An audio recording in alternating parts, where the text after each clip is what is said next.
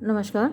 आपकी 3 यूनिट्स पे multiple choice questions मैं अपलोड कर चुकी हूँ। ये चौथी यूनिट शुरू कर रही हूँ। चौथी यूनिट में विलियम शेक्सपियर पर डिटेल्ड वीडियोस आपने देख ही लिए होंगे। ट्रू लव पर एक हिंदी में एक इंग्लिश में वीडियो अपलोडेड है। विलियम शेक्सपियर की लाइफ और वर्क्स पूरे अपलोडेड हैं। सोनेट वाला वीडियो है, वहाँ पर शेक्सपियरियन सोनेट डिटेल में डिस्कस भी की है मैंने। और आज हम कुछ मल्टीपल चॉइस क्वेश्चंस देखेंगे, लेकिन मैं आपसे ये कहूँगी कि डिटेल्ड वीडियोस जो मैंने आपको बताए हैं वो ज़रूर देख लीजिएगा। मैं कोशिश करूँगी ज़्यादा से ज़्यादा मल्टीपल चॉइस क्वेश्चंस आपके लिए अपलोड करने की, क्योंकि हमारे doctor B R Ambedkar university में भी ऑब्जेक्टिव टाइप पेपर होगा और कानपुर यूनिवर्सिटी में भी ऑब्जेक्टिव टाइप क्वेश्चंस ही आ रहे हैं एग्ज़ाम में सेकेंड सेमेस्टर में। और मुझे लगता है कि बाकी यूनिवर्सिटीज़ क्योंकि टाइम कम है तो यही फॉलो करेंगे। चलिए शुरू करते हैं। सबसे पहला क्वेश्चन जो हमारे सामने है वो है, in which stanza of the sonnet true love appears the phrase ever fixed mark. तो सोनेट आपने पढ़ी है ट्रू लव मेरे साथ 2 वीडियोस में पढ़ी है, एक बार हिंदी में और एक बार इंग्लिश में।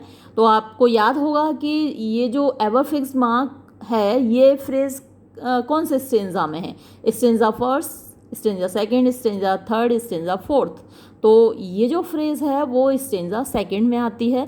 पोइम का पूरा फिगर आप दिमाग में रखिए, कौन सी लाइन कहाँ आती है, क्वेश्चन कहीं से भी पूछा जा सकता है, तो इसलिए वो डिटेल्ड वीडियो देखना बहुत ज़रूरी है आपके लिए। फिर है, in which stanza of the sonnet true love appear the phrase the star to every wandering bark. अब ये the star to every wandering bark ये फ्रेज कौन से स्टेंजा में आता है, फर्स्ट, सेकंड, थर्ड, फोर्थ। तो ये जो फ्रेज है वो स्टेंजा सेकंड में ही है। ये भी जवाब हमारा हुआ बी। फिर, in which stanza the sonnet true love appears the phrase love's not time's fool. तो कौन से स्टेंजा में ये आया है वाक्यांश, phrase love's not time's fool, stanza first, second, third या फोर्थ। तो ये जो फ्रेज है ये आया है स्टेंजा थर्ड में। हमारा जवाब होगा सी।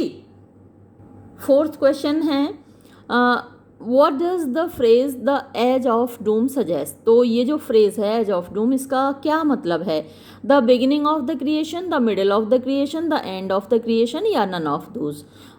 तो एज ऑफ डूम का मतलब होता है कयामत का दिन, जिस दिन ये क्रिएशन समाप्त हो जाएगी, कयामत का दिन होगा, तो वो एंड ऑफ क्रिएशन होगा। तो हमारा जवाब होगा सी। फिर है, व्हाट डज द फ्रेज रोजी लिप्स एंड चीक्स सजेस्ट। तो जो फ्रेज रोजी लिप्स एंड चीक्स है इसका मतलब क्या है, lips and cheeks are beautiful, physical beauty, makeup या नन ऑफ दीज। तो इसका मतलब होता है फिजिकल ब्यूटी। हमारा जवाब होगा बी। फिर, what is the form of the sonnet true love.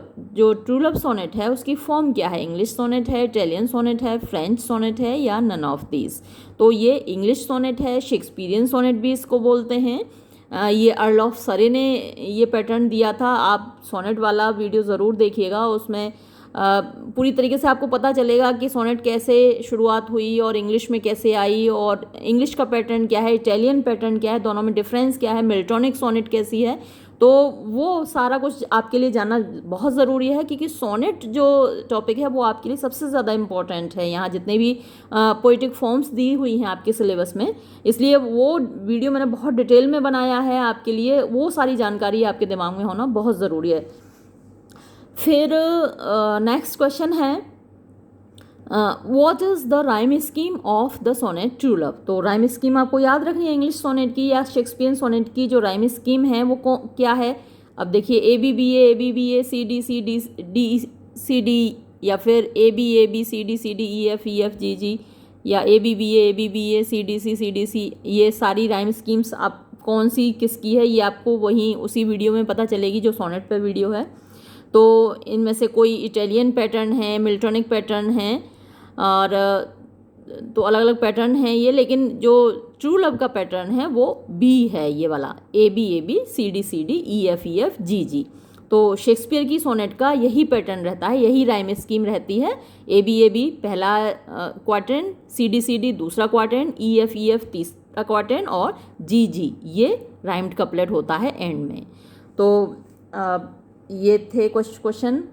ये एक दूसरी बुक है, उसमें से और कुछ क्वेश्चन देखते हैं, क्योंकि शेक्सपियर पर आप जितना भी तैयार कर लें उतना कम है। क्वेश्चंस बहुत वाइड होते हैं, इसलिए डिटेल्ड वीडियो तो ज़रूर देख लीजिएगा आप। और शेक्सपियर अपने आप में बहुत इम्पोर्टेंट है, उसके बिना तो कहीं कोई डिग्री नहीं मिलती, कहीं कोई कॉम्पिटिटिव एग्ज़ाम नहीं होता। तो शेक्सपियर को तो बहुत अच्छे से आप तैयार रखिए। अब यहाँ पर ये देखिए, what is the theme of the Shakespearean sonnet, यानी शेक्सपियरियन सोनेट की थीम क्या होती है, विषय वस्तु क्या होती है, sensual love, celestial love, platonic love या फिर पोइट्स लाइफ। तो जो शेक्सपियर की सोनेट है उसकी थीम होती है प्लेटोनिक लव। हमारा जवाब होगा सी। फिर है second, with which object does Shakespeare compare the true love. तो सच्चे प्यार को किससे तुलना करता है Shakespeare, an ever fixed mark, a wandering bark, a tempest या फिर नन ऑफ दीज। तो टेम्पेस्ट तो तूफान होता है, तूफान से तुलना नहीं करता वो। वॉन्डरिंग बार्क भटकी हुई नाव होती है, उससे भी तुलना नहीं करता। वो तुलना करता है एन एवर फिक्स्ड मार्क, एक हमेशा स्थिर रहने वाला जो चिन्ह है, प्रतीक है, उससे तुलना करता है। तो हमारा जवाब हुआ a. Next question, who says that love's not time's fool. ये कौन कहता है कि लव टाइम्स फुल नहीं है, समय उसको बेवकूफ़ नहीं बना सकता। तो जाहिर सी बात है ये ट्रू लव से लिया गया है, तो ये बात शेक्सपियर ने कही है। जवाब हमारा होगा डी। फिर नेक्स्ट क्वेश्चन देखते हैं, what is the true love to a wandering bark. तो वॉन्डरिंग बार्क मैंने जैसा बताया आपको, भटकी हुई नाव होती है। तो भटकी हुई नाव के लिए सच्चा प्यार क्या होता है, the pole star, the full moon, the rising sun या फिर द ब्लॉसम्ड फ्लावर। तो जो भटकी हुई नाव है उसके लिए ट्रू लव होता है पोल स्टार, यानी ध्रुव तारा। और आप जानते हैं कि पोल स्टार नॉर्थ में निकलता है, तो अगर एक डायरेक्शन पता चल जाती है बाकी डायरेक्शंस अपने आप पता चल जाती हैं। तो भटकी हुई नाव के लिए वो एक पोल स्टार है। जवाब ए। फिर है, what is the total number of sonnets written by Shakespeare. Shakespeare के द्वारा लिखी हुई सोनेट्स का टोटल नंबर क्या है। तो ये बहुत ही इंपॉर्टेंट क्वेश्चन है, हर बार एग्ज़ाम में आता है। और इस बार तो 2-2 साल ऐसा हुआ कि मतलब कहीं बीए थर्ड ईयर का जो हिस्ट्री वाला पेपर था उसमें भी ये आया था, BA first year second year, कोई ईयर ऐसा नहीं बचा जिसमें ये वाला क्वेश्चन पूछा नहीं गया हो। कॉम्पिटिशन्स में भी पूछा जा सकता है, क्या है, हमेशा पूछा जाता है। तो ये क्या है कि शेक्सपियर की 2 सोनेट एक अलग से और पब्लिश हुई थी। तो वैसे तो टोटल 156 है, लेकिन जो उसका कलेक्शन है वो 154 का है।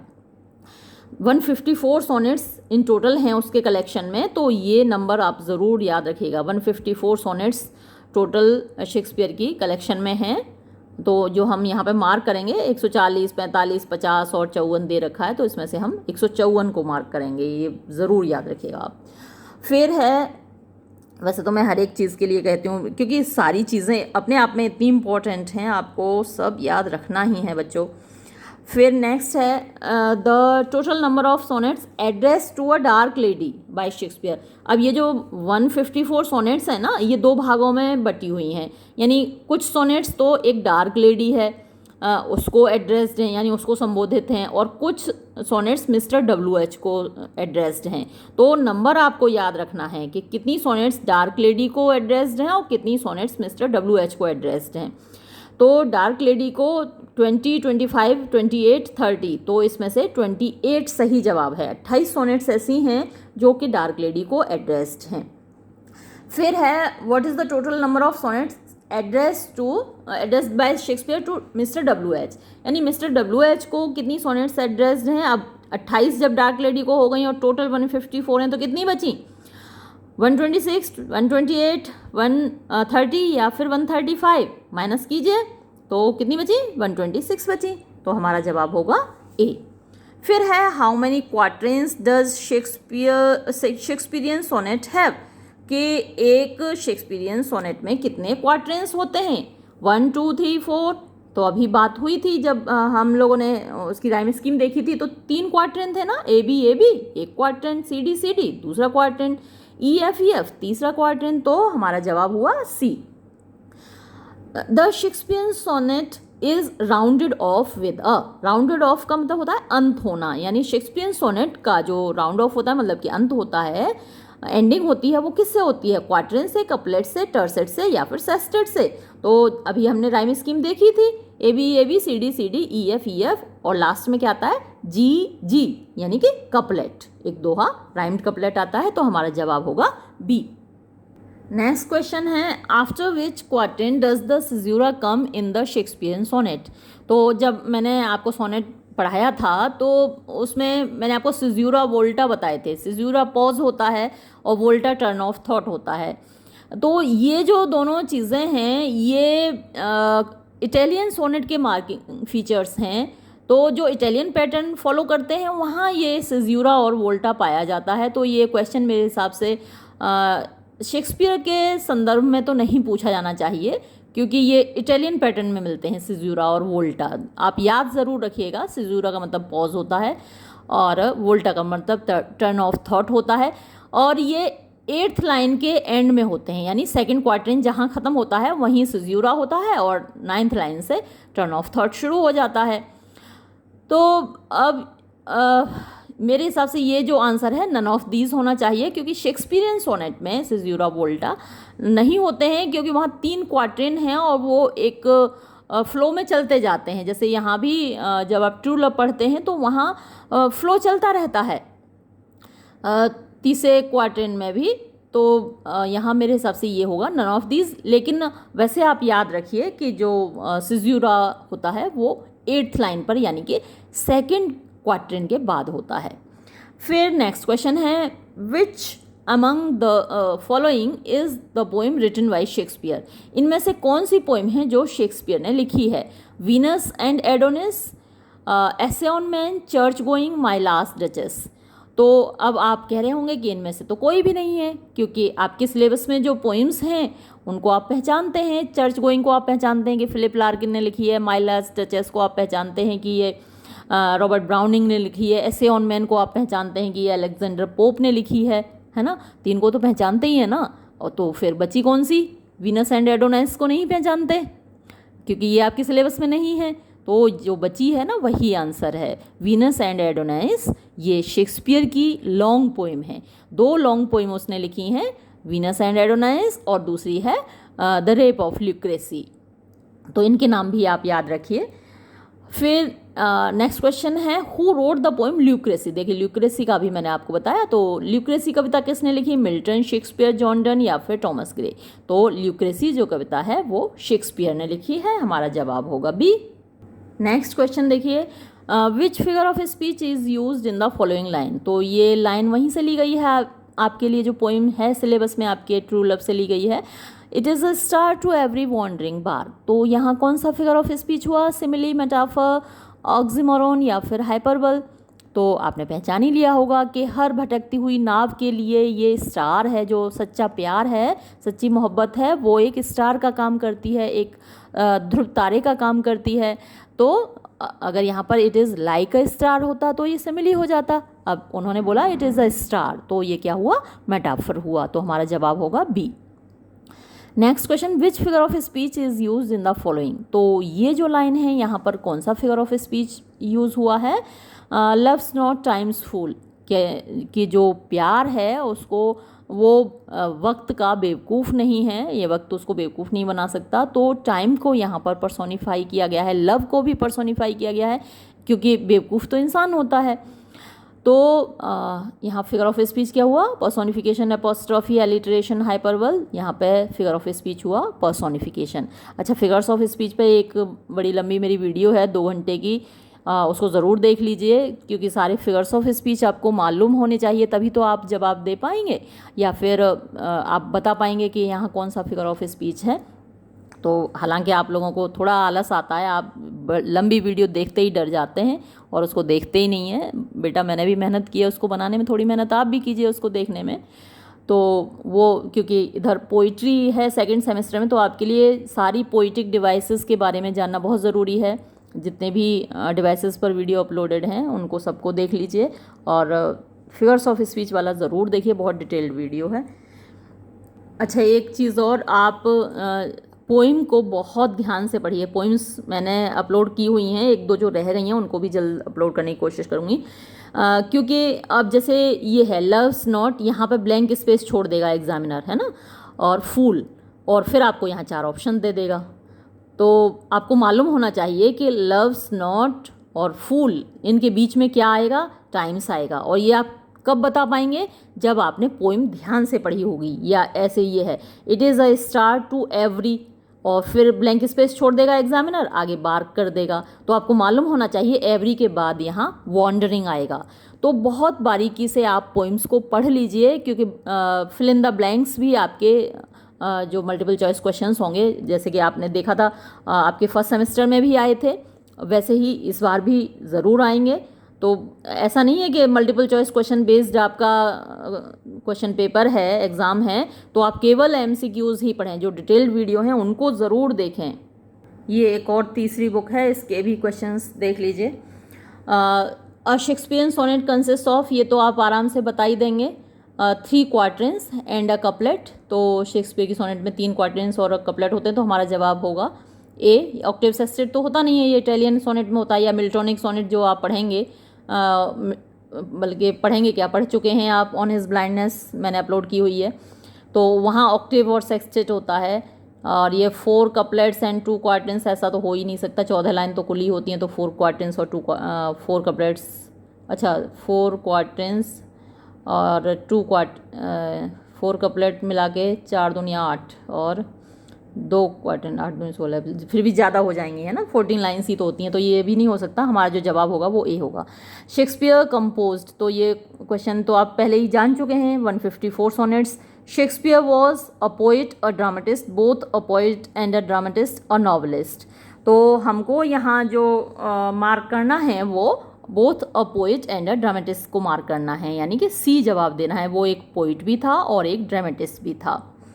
फिर है Shakespeare was born on 23 April. Shakespeare 23 अप्रैल को पैदा हुआ, एंड डाइड ऑन, और उसकी मृत्यु हुई कब हुई, 10 मार्च 1600, या 10 अप्रैल 1605 को, 30 मार्च 1606 को, या फिर 23 अप्रैल 1616 को।